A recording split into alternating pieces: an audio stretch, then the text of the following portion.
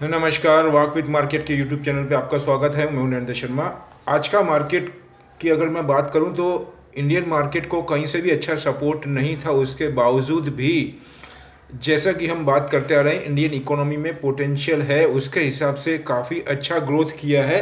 और उसके हिसाब से मैं आपको बताना चाहूँगा, हमारा जो इंडेक्स है आज, तो उसकी अगर मैं बात करूँ आपको डैशबोर्ड की, तो 389 प्लस रहा है सेंसेक्स।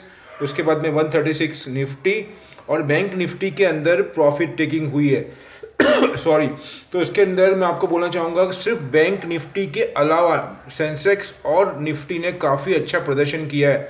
लेकिन इसके अंदर और भी जो मेरा वीडियो बनाने का मकसद है वो ये है कि अभी सबसे ज़्यादा पॉजिटिव न्यूज़ है वो है कि रशिया और यूक्रेन के बीच में जो समझौता होगा उसको लेकर के, और जो ये वॉर हो रखा है उसको लेकर के एक मीटिंग स्टार्ट हो चुकी है। ये बहुत बड़ा पॉजिटिव साइन है, क्योंकि मैं ऐसा मान के चल रहा हूँ पिछले 2 दिन से जो स्विफ्ट करके एक इंटरनेशनल एजेंसी है जो कि करेंसी को लेकर के है, जैसे कि आज हम मार्केट के अंदर जो डीमेट के अंदर या शेयर मार्केट में इन्वॉल्व है उसके लिए वॉच डॉग जैसा हम सेबी को बोलते हैं, वैसे ही इंटरनेशनल बिजनेस के लिए स्विफ्ट करके है। उसके थ्रू पूरे वर्ल्ड में करेंसी का आप ले मतलब ट्रांजैक्शन होते हैं, उसके अंदर बहुत ज़्यादा प्रतिबंध लगा दिया गया है। और ये एक बहुत अच्छी रणनीति है, न कि तीसरा विश्व युद्ध करने के बजाय, मतलब फाइनेंशियली उनको बहुत ज़्यादा प्रेशर दिया गया है। इसकी वजह से हो सकता है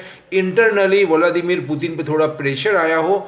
और दूसरा आपको बोलना चाहूँगा, यूक्रेन जो है, यूक्रेन के अंदर जो व्लादिमीर जेलेंस्की है वो भी थोड़ा नरम होकर के बात करने के लिए रेडी हुए हैं। ये कल का न्यूज़ है। दूसरा मैं बोलना चाहूँगा, आज एक ये भी ब्रेकिंग न्यूज़ आ रही है जो मैं आपको संभावना बता रहा था पिछले 3-4 दिन से, कि हो सकता है ये सिचुएशन को देख के वहाँ के जो उद्योगपति है या बिजनेसमैन है वो भी दबाव बनाए रशिया के प्रेसिडेंट के ऊपर। तो यही बात आज बढ़ चढ़ करके आ रही है कि वहाँ के लोग भी, लोकल पब्लिक, वहाँ के सिविलियन, वहाँ के बिजनेसमैन भी इसका अपोज कर रहे हैं, क्योंकि जो बिजनेसमैन है उसको ये किसी भी हालत में मंजूर नहीं है कि उनका बिजनेस डिरेल हो। क्योंकि आज के टाइम में बिजनेस को मूव करना और कंपटीशन की वजह से बहुत टफ टाइम है। तो ये सबको बात को देखते हुए अब ऐसा लगता है कि अगर ये जो मीटिंग या ये एक दौर जो चल रहा है उसके अंदर कोई पॉजिटिव आउटकम आता है तो वो मार्केट के लिए, परसों कल शिवरात्रि की छुट्टी है हमारे यहाँ पे, तो उसका इम्पैक्ट बहुत ही पॉजिटिव रहेगा और वो बहुत शार्पली इम्पैक्ट होगा।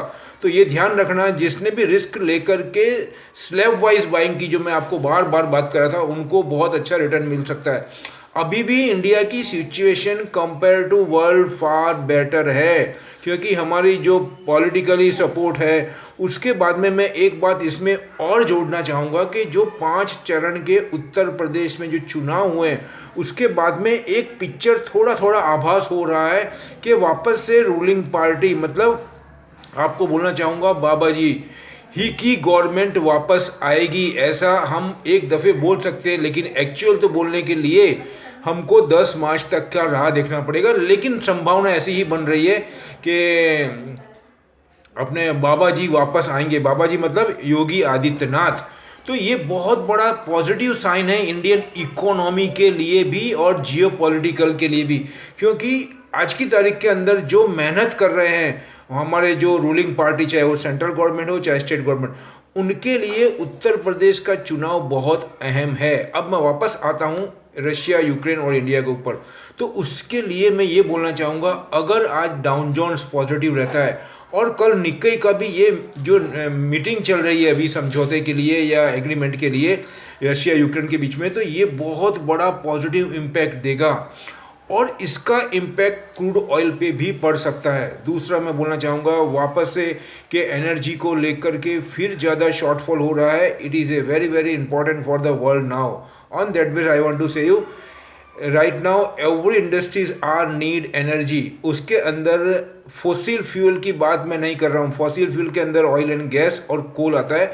मैं बात कर रहा हूँ आपको green energy, that is gases के थ्रू, हाइड्रोजन के थ्रू और दूसरा लिथियम के थ्रू। तो इस टाइप की जो एनर्जी जनरेशन के अंदर जो भी पॉइंट है वो आने वाले बिजनेस के लिए बहुत ज़्यादा पॉजिटिव रहने वाले हैं। तो ये सब पॉइंट को देखते हुए मैं आपको ये बोलूँगा, अभी हमारा मार्केट तो पॉजिटिव है, आज भी उससे सपोर्ट नहीं मिलने की बजाय फिर भी अच्छा प्रदर्शन किया है। लेकिन इसी के तहत मैं आपको परसों के लिए, और जो परसों हमारा कल छुट्टी है उसमें और भी तैयारी करेंगे, और भी कुछ आउटकम आएगा नया लेटेस्ट, वो भी हम शेयर करेंगे।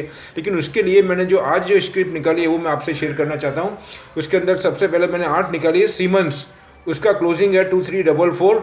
उसके अंदर मुझे कम से कम 100 से 150 रुपये का महीने 1.5 महीने में मूवमेंट दिखता है। उसके बाद में यूपीएल, जो कि फॉस्फोरस के लिए है और जो हाइड्रोजन का मैटर चल रहा है इंडिया में, उसको देखते हुए उसके अंदर एग्रीकल्चर के अंदर, शुगर केन के अंदर इसमें बहुत ज़्यादा डिमांड आएगी और उसका सपोर्ट भी गवर्नमेंट को अच्छा, गवर्नमेंट की तरफ से अच्छा मिलेगा। तो उसके लिए यूनाइटेड फॉस्फोरस, और फॉस्फोरस वैसे भी मैं आपको बता चुका हूँ कि एग्रीकल्चर की नीड है सबसे पहले 665, उसमें भी मुझे 60 से 65 रुपये का 1-1.5 महीने के अंदर मूवमेंट दिख रहा है। HDFC, housing development finance corporation, वो अभी फाइनेंस के अंदर मैंने आपको कल एक ब्लूमबर्ग के अंदर डिबेट सुन के, इंटरव्यू सुन के मैंने बताया था, इसमें बहुत ज़्यादा संभावना है पूरे इंश्योरेंस सेक्टर के अंदर।